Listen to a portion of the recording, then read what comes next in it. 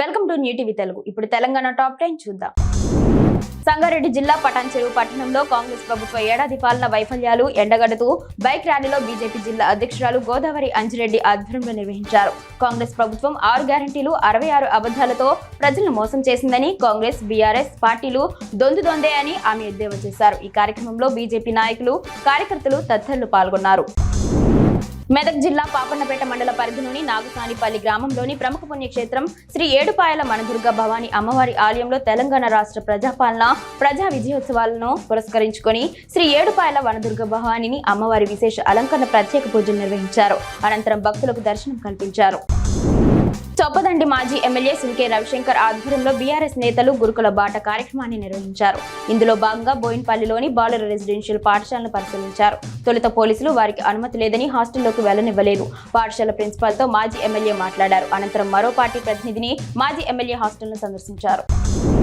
మద్నూరు మండల కేంద్రంలో integrated residential school భవన నిర్మాణ పనులను ప్రారంభించడానికి ఈ నెల 5వ తేదీన శంకుస్థాపన కార్యక్రమానికి ముఖ్య అతిథిగా మంత్రి జూపల్లి కృష్ణారావు వస్తున్నారని జుక్కల్ ఎమ్మెల్యే అన్నారు. నియోజకవర్గంలోని అన్ని మండలాల పార్టీ నాయకులు, కార్యకర్తలు ఈ కార్యక్రమానికి విచ్చేసి కార్యక్రమాన్ని విజయవంతం చేయాలని జుక్కల్ ఎమ్మెల్యే తోట లక్ష్మీకాంతారావు మంగళవారం ఓ ప్రకటనలో తెలిపారు.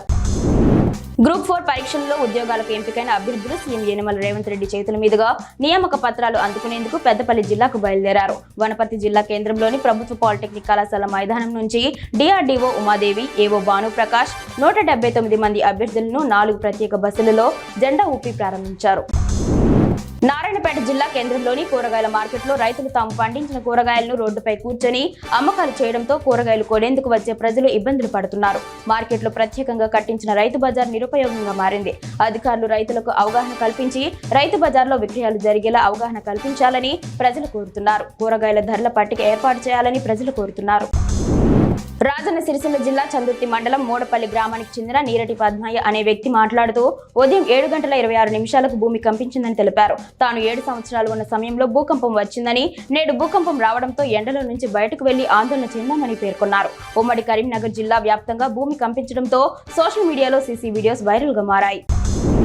అన్ని దానాల కన్నా రక్తదానం గొప్పదని, యువత ఆపదలో ఉన్న వారికి రక్తదానం చేసి ఆదుకోవాలని ప్రముఖ వైద్యుడు కోరపాటి ప్రదీప్ కుమార్ అన్నారు. దేవర చిత్రం విడుదల సందర్భంగా తలసేమియా చిన్నారుల సహాయార్థం ఎన్టీఆర్ సేవా సమితి ఆధ్వర్యంలో ఖమ్మం నగరంలోని తిరుమల థియేటర్ నందు రక్తదాన శిబిరం ఏర్పాటు చేశారు. ఈ సందర్భంగా పలువురు యువత రక్తదానం చేశారు. తలసేమియా చికిత్సలకు ఈ రక్తదానం ఎంతో ఉపయోగపడుతుందన్నారు. ప్రజలకు ఇచ్చిన హామీలు అమలు చేయడంలో కాంగ్రెస్ పార్టీ విఫలం కావడాన్ని నిరసిస్తూ మక్తల్ పట్టణంలో బీజేపీ ఆధ్వర్యంలో తలపెట్టిన బైక్ ర్యాలీకి నర్మ మండలం నుండి బీజేపీ నేతలు తరలి వెళ్లారు. మండల కేంద్రంలో బైక్ ర్యాలీని బీజేపీ రాష్ట్ర కార్యవర్గ సభ్యులు లక్ష్మీకాంత్ రెడ్డి జెండా ఊపి ప్రారంభించారు. కాంగ్రెస్ పార్టీ 6 గ్యారంటీ అంటూ ప్రజలను మోసం చేసిందని విమర్శించారు. నాయకులు పాల్గొన్నారు.